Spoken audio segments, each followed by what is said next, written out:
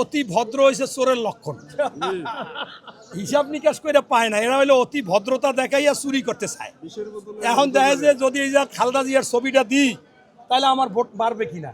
আরে বেটা, বাড়লে তোর যাইয়া প্রথম উচিত ছিল মির্জা আব্বাসের বাসায় যাইয়া যে আপনি আমার বড় ভাই কোলাকুলি করা, নাহলে পা ধরে সালাম করা, যে আপনার আসনে নির্বাচন করতেছি, আপনি বড় ভাই আমি ছোট ভাই, নির্বাচন করবো, আল্লাহ যা করে আমার জন্য দোয়া করেন। এইটাই তো হওয়া উচিত ছিল কমপক্ষে। ওই যদি ইনশাল্লাহ আল্লাহ তাআলা, তারেক রহমান বলছে আপনার ভোট আপনি দেবেন, যাকে খুশি তাকে দিবেন, আমাকে যদি দেন আমি আপনাদের এই কাজ করব।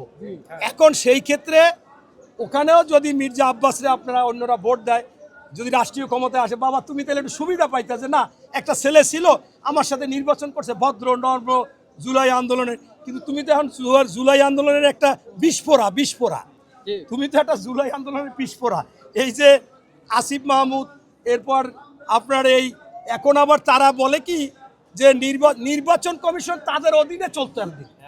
আপনারা কি শোনেন নাই যে আমিরের পাশে বসে শাহজাহান চৌধুরী বলছে যে প্রশাসন আমাদের অধীনে চলতে হবে, আমাদের কথায় উঠতে হবে, বসতে হবে, আমরা যাকে গ্রেপ্তার করব তাকে গ্রেপ্তার করতে হবে। এই কথা যারা বলছে কখন বলে, যখন প্রশাসন তাদের সব বলছে ওসি এসে বসে থাকতে হবে, আমাদের শিডিউল দেখতে হবে, টিওনও আমাদের কাজ করতে হবে। এখন এবং যারা নির্বাচন পরিচালনা করবে প্রিজাইডিং এবং সহকারী প্রিজাইডিং, মানে প্রাইমারি শিক্ষক, হাই স্কুলের শিক্ষক, তারা আমাদের দাঁড়িপাল্লা মুখস্থ করতে হবে। এই কথা কখন বলে, যখন বাংলাদেশ, কিন্তু যখনই তারেক রহমান 25 তারিখে আসলো গণেশ উল্টে গেছে। এর আগে বুঝে না কীভাবে জোরালোভাবে এটিএম আজহারুল যশোরে বিরাট জনসভায় বলে যে ওই যে হলফনামা দিয়ে গেছে আর বাংলাদেশে আসতে হবে না।